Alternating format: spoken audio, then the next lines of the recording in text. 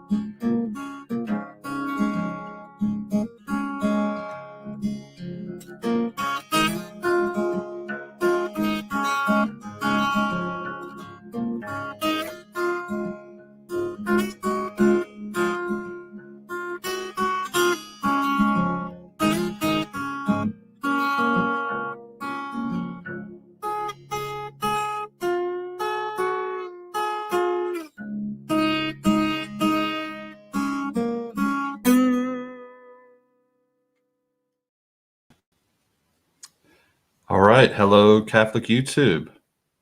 Brian with City of the Immaculata, back with you this evening with another installment of Books and Beer with Brian and Katie. And of course, I am joined by my sweet, gracious, grateful, kind, gracious. I meant to say gracious. You said no, gracious. Gracious And grateful. Graceful. Graceful. And grateful. Grateful wife. So, guys, we are changing things up a little bit tonight. We are both on a low-carb ketogenic diet. So, with that being said, we are not drinking beer at the moment. So we can have wine. We are having some wine instead. And instead of changing it to books and wine, since it didn't have a nice ring to it, I just kept books and beer. But what we have for you tonight is a, what is that, Katie? A Z. Alexander Brown. It's an uncaged Pinot Noir. I got it because it had an owl on the label. So, and we're actually kind of scraping quite literally scraping the bottom of the barrel. This was a wine that Katie said she had for cooking. Well, I used it for beef stew, and then I used the bottle to roll out, I think, gingerbread, because I can't find my rolling pin. So it has some flour on the bottle. So we're finishing it off. We don't Making have some anything, room in the fridge. Enjoying some Pinot Noir with you guys tonight. Not really anything too fancy. We can whine about Father Brown. But typical. I mean, it's dry, I like it. Tasteful. So since we don't have an exciting, trendy, hipster indie beer to talk about, we are going to just jump right into the book for this installment, which is, as the title of the live tells you. Let's see if I can get it without the glare. Probably not. Father Brown, The Essential Tales by G.K. Chesterton. Now, I guess just a little bit of background for this for anybody that was maybe raised under a rock. Father Brown, well, first, Chesterton, the great Anglican to Catholic convert. Many of you are familiar with his writings, I'm sure, that would be watching this channel. Many of you are probably familiar with the beloved character. As a matter of fact, what I have found, whenever I have discussed this with people from the UK in particular, Chesterton, I will say, what do you think of Chesterton? And usually there's like a big question mark. And I say, orthodoxy, question mark, the everlasting man, question mark, the Lepanto poem, question mark. And then you say, okay, Father Brown. And oh yes, Father Brown, love Father Brown. So Chesterton seems to have endeared himself, if not by his own Christian name, by the name of this little Roman cleric, as he calls them so often in the series. And I had never actually ventured out to read Father Brown. heard about it, heard about some of the TV shows. Which we can watch the DVD now. They have the DVD at our library, and I checked it out. And I think there's at least... Brian said not until we finish the book. And I think there's at least in the modern... There may have been like others, but in the modern sense of like 2020s, 2010s, 21st century, there's at least 2 versions, I think, that the BBC has put out of the Father Brown series. And I have at least one thing to say about that, but I know that Katie has been kind of, unlike some of the other things that we have read. Well, first off, Katie and I, for those of you who have never seen one of these before, Katie and I read these stories to one another. And then we've decided, since we were doing it anyways, why not just incorporate it into this? Since one of the things that I'd like to do with this channel is to make it about a broader appreciation of Catholic culture in general, and literature is a part of culture. So, maybe just giving you guys our takes on certain aspects of Catholic literature, and a lot of it's from the 20th century. So, pretty relevant for the most part. And so we got around to Father Brown here. We've read these. This is not unlike the other things that we have read. A novella. This is a series of short stories that were published in various series of short stories that he put out in other printed work that the modern library publishers have compiled into what they consider the essential tales.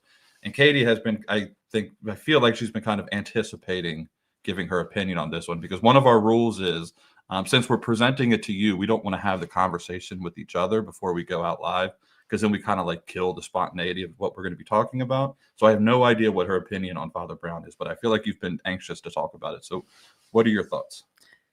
I didn't like it as much as I thought I would or I wanted to. And I guess if your goal in 2025 is to expand your vocabulary and challenge your reading decoding skills with words you've never seen before, this is a great book to do that.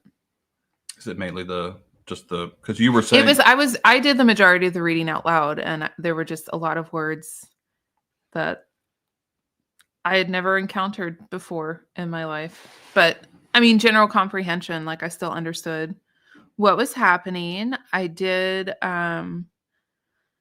I feel like by the end, by the final story, I kind of understood his pattern, and so was able to predict exactly what was going to happen. Whereas the first couple ones, we kind of thought one thing and then there was a twist. And yeah. What about you? Well, I have a lot to say, so I will. She's been anxious to know what my opinion on this is as well. I've complained a bit. And so I don't think. Have you ever read any other Chesterton? I don't think you. I read. He has a book about Saint Francis of Assisi that I read in high school. So that's over 20 years ago. As far as Chesterton goes, that's one of his more accessible works. And I'm not saying like it's inaccessible because my wife is not intelligent. She's very intelligent. I'm just saying Chesterton. There's a lot of people that do not like Chesterton's style of writing. There seems to be 2 kinds of Catholics: those that love Chesterton and those that can do without ever picking up Chesterton and reading him. And I would not be surprised if you picked up some of his other works and were just not impressed with it.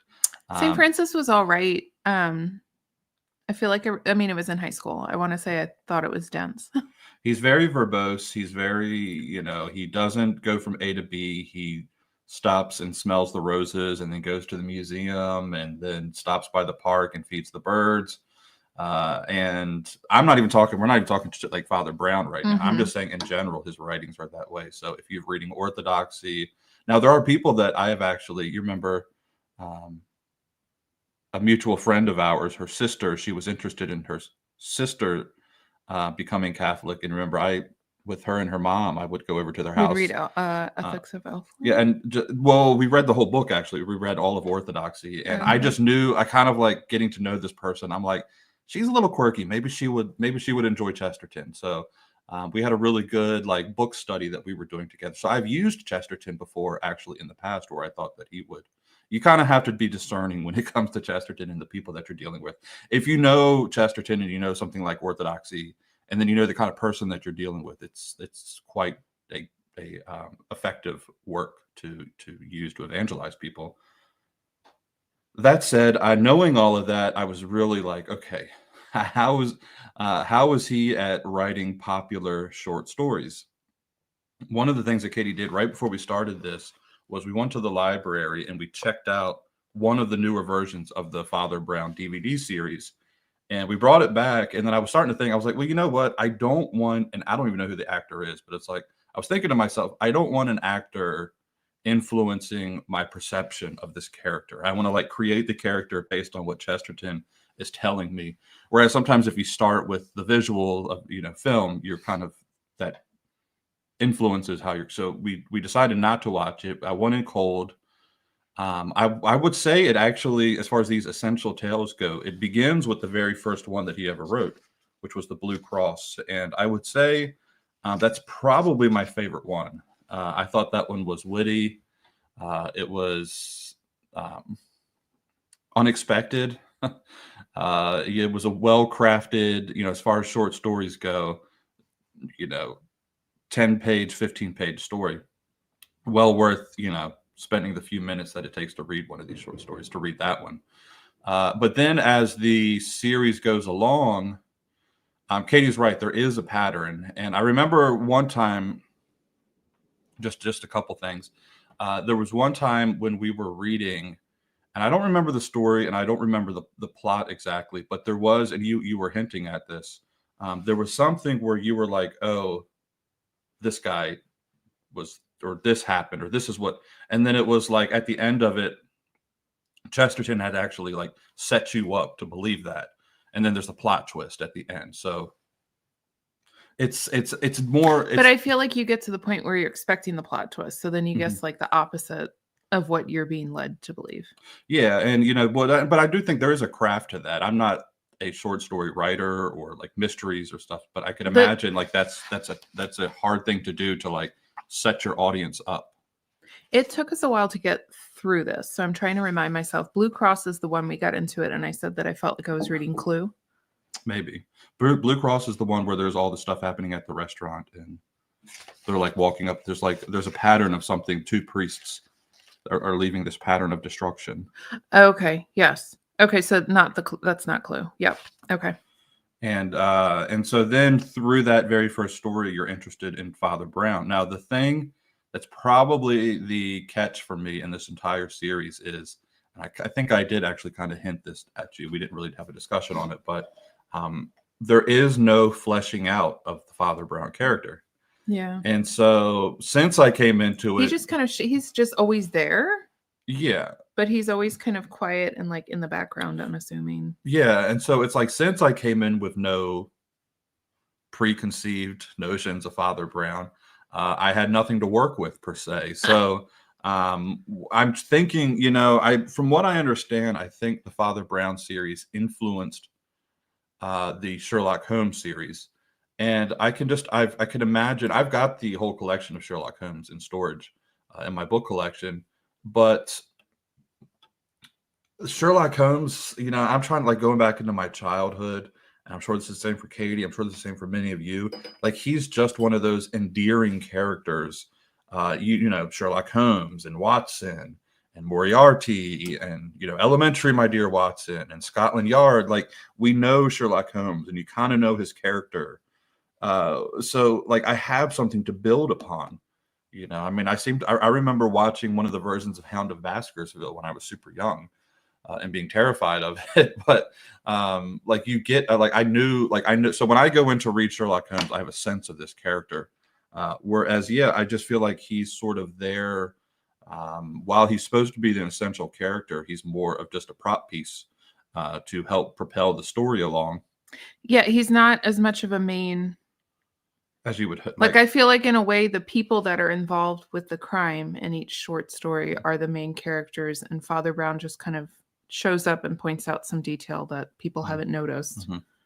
I think personally it would have done much better, and I guess there was really no way for Chesterton to have, or maybe I don't know. It would have been much better if there was just a Father Brown like story that was just about Father Brown, an origin story. Yeah, like not even his vocation, the story of his vocation. I'm okay with like mystery in a character, but like give me like what is he doing on his off time when he's not solving crimes, where I can get to know this guy or not relate to him a little bit, just like give me something that I can work with where I have. So now that when he's in the story, I'm kind of like, okay, I know this Father Brown guy.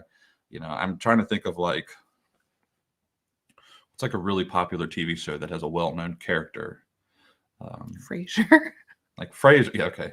Frasier, right? Or like, let's think of like Kramer from Seinfeld, right? Like, you know, Kramer's this like zany, goofy guy. So when he enters the plot, okay, everything's zany and crazy now. Like, you know Kramer, so you know what's gonna, like with Father, you don't really get any of that with Father Brown. You don't really feel like you know him, and so there's that. The other thing I feel like is with Father Brown, the basic setup of the way that Chesterton does this. That would be fun, Phil. Cartoon of Father Brown.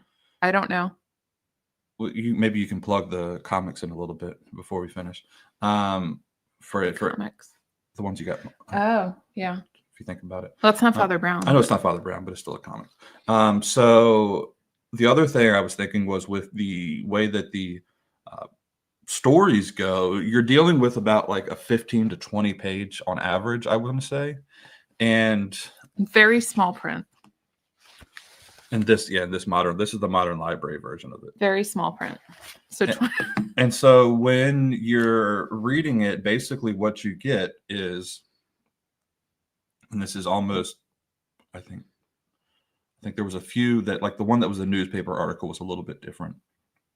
The basic thing is he spends about the majority of the story like setting up the situation, the characters and where they're at, what their background is, and which I enjoyed the character descriptions. Yeah.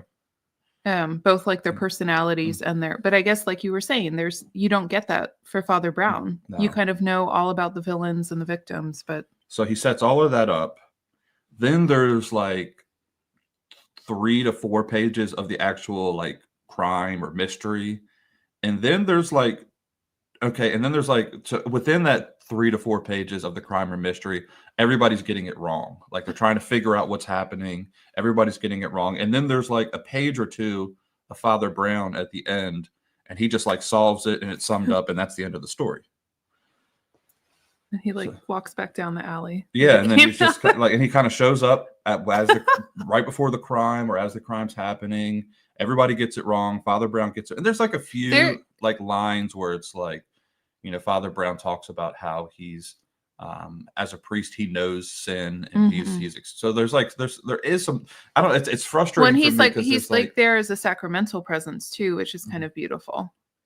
You know, showing up for people who have been stabbed or whatever, but then also there's like one where he's talking to someone and they make a confession to him, and then he convinces that person to go turn themselves in. Well, that's I would say is the most frustrating thing, is like there is so much potential for his character that's just never fleshed out. My understanding is, and I don't know like how this changed over the like trajectory of his life, is that when he began writing the Father Brown series, it was almost like a throwaway kind of thing for him. He never intended it to be like he never intended it to be the thing that like 100 years later, when you bring his name up, people would remember him for this. He was, you know, he thought all of his other work was the more important work. I'm wondering if the connection with, like you were saying, how you'll mention a bunch of different Chesterton works and people don't. And then when they hear Father Brown, they're like, oh yeah, I wonder if it's because of the stories or because of the BBC series. I think a lot of it's the TV show. Yeah. I mean, even in that group that I'm in, that there's mainly UK people. It's for some reason Father Brown came up at some point. I don't remember why we were talking about it, but they just knew it as a TV show. They didn't really consider it so much in terms of its like literary merit. So I don't know. I mean, I wouldn't say don't read it, because Chesterton is such an important figure, an important writer, important character in the lives of many Catholics that I've personally known and I've run across, you know, with you guys on the internet. So if you haven't read them, I would say maybe the only thing too about the way that we do this, I think we did mention this, but we read these things aloud to one another. So in the past, and I would like we wouldn't have known this going in, but in the past, it's always been like this, like a typical novel. There's an arc all the way to the end, and so Katie and I, we'll sit down and we'll read a little bit, and then we'll read a little bit more. Whereas with this, it just like felt different because we were basically finishing each one within two sittings. I was gonna say it was funny because we would sit down to read, and you want to get like halfway through the story before you call it quits for the night because we're reading 15-20 minutes at a time when we read. And there were nights where we would stop reading and nobody was dead yet. Like the crime still hadn't happened. He's still just setting up. But he's, one thing I will say is I really enjoyed his descriptions of dusk and dawn. And that was like a couple times throughout the novel, just the way that he describes dusk and dawn was very beautiful. Father Brown or Chesterton? Chesterton. Okay. Yeah, Father Brown doesn't talk. Yeah. He doesn't talk a lot. He's not described a lot. I never thought of him as like short and rotund, but that's kind of how he describes Father Brown. I think he used the word bumbling. Yeah, and I don't know, maybe that's like his shtick, is he can kind of. Well, there's that opening in the train. You remember that very first story, the opening. That like bumbling, silly little cleric who's like. Yeah. And so that's how and I was like, gosh, that's how we're okay. That's Father Brown. So now I kind of have that image. Which it'll be interesting to watch the BBC series and see if they stay true to that. Like if he is kind of awkward and clumsy. And I've seen images of at least one of the people that portray him, and the guy is like tall. So I was not, so that just the still image that I had in my mind had already kind of formed. So when I'm reading Chesterton, I'm like, oh no. But I guess when it comes to the visuals and TV, you're not like Hollywood or even BBC is not going to be quick to hire a short, rotund man as their lead character. But that's actually what Chesterton apparently himself had in mind. For Father Brown. Well, I thought you were going to say that's what Chesterton was. Well, yes. He was picturing himself as the hero. And I think there was so much, and maybe that's, maybe the next time we come on, we can, after we watch some of the DVD series, we'll have a follow-up a little bit, because I think there's a place for, development of this character. It's a wonderful like setup for a character, and I really had high hopes, like Katie did, and I had high expectations. I was really kind of curious. I was like, okay, because I knowing how one thing I'll give it here is I think Chesterton really did. He didn't do the like Chesterton thing with the story. So if you don't like Chesterton because of the Chesterton thing that he does and all of his other stories, you would probably at least be a little bit more forgiving of him in these, because he is, even for as like, I mean, Katie was kind of feeling he was getting a little bit verbose and just kind of going on and on and on. But I think it was actually much more mild than some of his other, like he's writing this for a popular audience for very short stories. So I think give it a shot, even if you didn't necessarily like his other like theological tracks, where he does actually just go on and on and on and on and on about stuff. So let's see. Would you recommend the books for other? Okay, so Phil, if your goal in 2025, like I said at the beginning, to grow your vocabulary as a teacher, I would say like read one story and then give it a week and maybe pick 6 words from the story that you've never heard before, because I could totally pick 6. And maybe I'm outing myself as not as smart as the general American population. You're outing yourself as a teacher is what you're doing. And give yourself a week and try to use those words in conversation and see how many people you can astound with your vocabulary skills. And then read the next one and pick another 6 words and try to use them. It's kind of funny. Katie, just not to give too much away, she's a tutor. So she's like reading stuff and she's like picking out words. I wanted to read this with my kid, and then I was like, nope. Student, and nope. Like, she can't.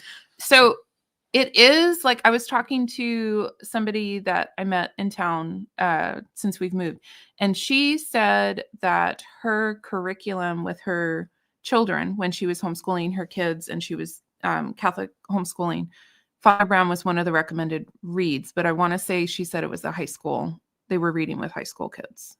It was like a high school level in the curriculum. And that's why she was familiar with it.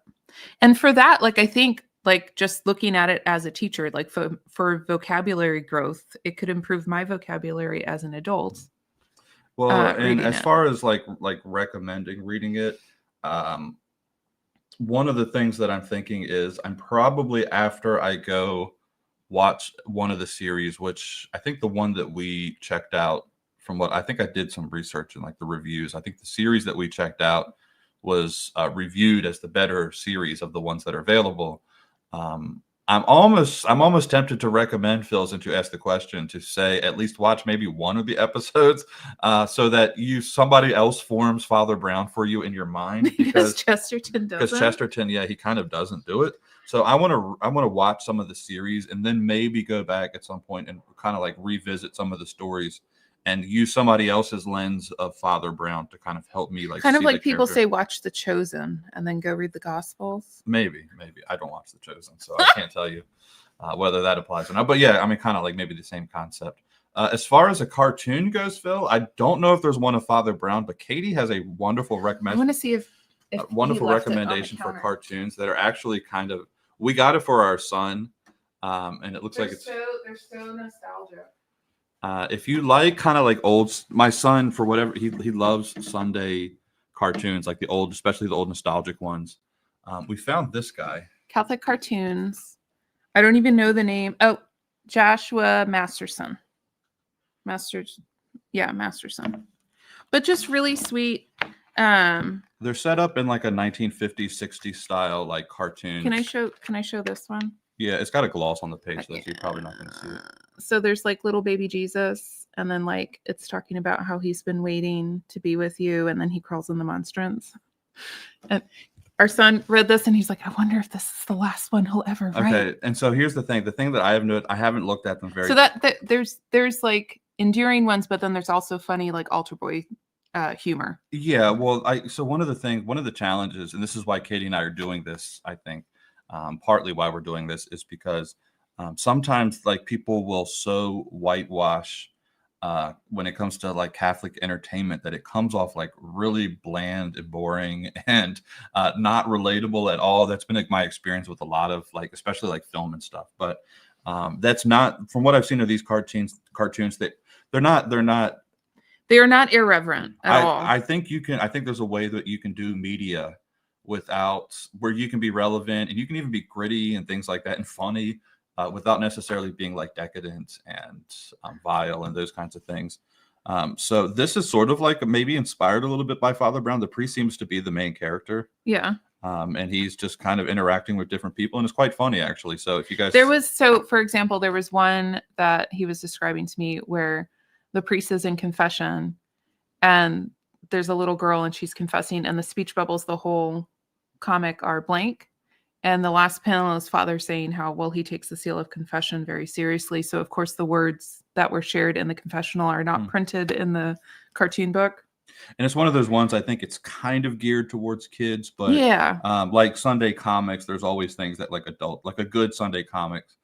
Phil, I don't know if you remember the old Calvin and Hobbes stuff, but Katie and I have this ongoing battle in our family where our young son, who has become he's a very precocious child, and he really took to reading much faster and further than we thought he would.